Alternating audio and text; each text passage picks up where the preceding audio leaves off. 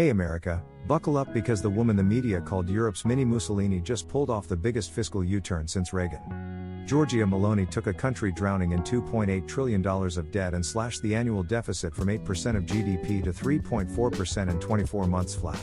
That's a 4.6-point swing, bigger than anything Washington has managed in a decade. While France got downgraded last month, Meloni's Italy just got a positive outlook from Scope Ratings, the same Berlin agency the ECB trusts to green-light bond buys. Wall Street is listening. The Italian 10-year yield is now 110 basis points over bunds, cheaper than Paris. Your 401k owns Italian bonds through every Euro ETF. This matters. Let's run the tape. October 2022, Meloni walks into Palazzo Chigi carrying a €140 billion Superbonus bomb left by Mario Draghi. That green home subsidy was literally the most expensive tax break in OECD history, €100 billion of pure deficit. Meloni froze it overnight. Result? The 2024 deficit crashed to 3.4%, the 2025 budget locks it at 3.3%, and Rome is on glide path to hit the EU's sacred 3% ceiling by 2026. The IMF calls it the largest primary surplus among big Euro nations next year. Translation: Italy is running a cash surplus before interest, something the US hasn't done since Clinton wore saxophone shades. Now flip the chart. GDP growth? Ouch. 2022, plus 3.7% on post-COVID bounce. 2023, 0.7. 2024, another 0.7. IMF pegs 2025 at 0.5. European Commission says 0.7. Either way, Italy is growing half the Eurozone average and 1/4 the US pace. Industrial production? Down 7.5% cumulative since Meloni took office. August alone dropped 2.4% month-on-month, the worst print all year.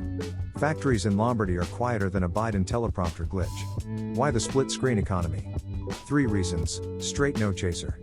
First, Meloni chose debt over speed.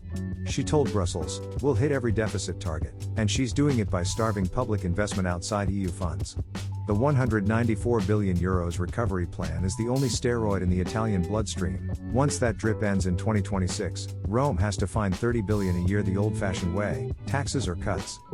Second, red tape thicker than Chicago deep dish. Starting a company in Italy still takes 10 procedures and 10 days. In Texas it's 4 clicks and 4 hours. Meloni talks deregulation, but her coalition is stuffed with regional barons who love permits the way New York loves rent control. Result, productivity flat since the euro was born. Third, demographics from hell. Italy's fertility rate is 1.2, lowest in the G7. 21% youth unemployment, 1 million kids left for London, Berlin, or Austin in the last decade. Meloni throws money at strollers, €1,000 baby bonuses, €20 monthly mom checks, 80% paid maternity, but factories still can't find welders under 35. Let's zoom in on the 2025 budget, hot off the press last month. Total size, €1.2 trillion. Deficit, 3.3%. Debt to GDP, ticking up to 137% because of old Superbonus ghosts still hitting the cash accounts. Interest bill? €95 billion, 4% of GDP, more than the entire defense budget. Yet Meloni still found $20 billion for middle-class goodies, permanent 3-bracket flat tax, 100% depreciation for factory machines through 2028, special economic zones in the South with 15% corporate rate. She's basically copying the Trump 2017 playbook, except she's paying for it by killing zombie subsidies instead of borrowing from China. Bond markets are eating it up. The BTP-Bund spread hit 75 basis points last week, lowest since 2021. Italian banks are stuffing their vaults with homemade paper, non-performing loans are at historic lows, and the ECB just declared Italian risk is boring again. Translation: your money market fund is quietly making extra 50 basis points because Rome learned to balance a checkbook.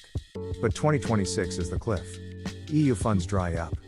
Deficit must drop below 3% for good. Trump tariffs, 20% on EU goods if he wins tomorrow, would slice 0.5% off Italian GDP, Bank of Italy says. Luxury brands, Ferrari, Parmigiano, Prosecco, that's $4 billion in US sales on the chopping block. Meloni's answer? Albania deal. She's paying Tirana to house migrants so Italy doesn't have to. Savage, legal, and Brussels approved.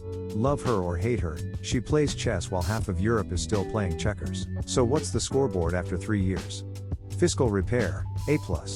Growth engine, D. Political survival, A++.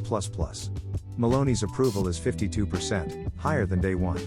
She turned far-right firebrand into reliable Euro partner. Von der Leyen hugs her at summits. Macron seethes. American takeaway, 3 bullets you can tweet. 1. Deficit hawks win elections. Meloni promised Italians first, delivered spending cuts, and voters rewarded her. Sound familiar? 2. Subsidy cliffs are real. Superbonus was student loan forgiveness on steroids, killing it saved the budget but cratered construction. Choose wisely. 3. Debt ceilings work when someone enforces them. Brussels forced Meloni's hand. Imagine if Washington had a real debt break instead of theater every December. Prediction time. If Meloni deregulates like Thatcher in '86, Italy hits 1.5% growth by 2028 and debt falls below 120. If she stalls, we get Japan 2.0, zombie factories, endless austerity, and your grandkids learning Italian just to collect pensions in Naples. Drop your call in the comments. Meloni 2.0, Renaissance or stagnation? Smash like. Subscribe, hit the bell, and tell your broker Italy just became the Eurozone's new anchor tenant. See you in the green.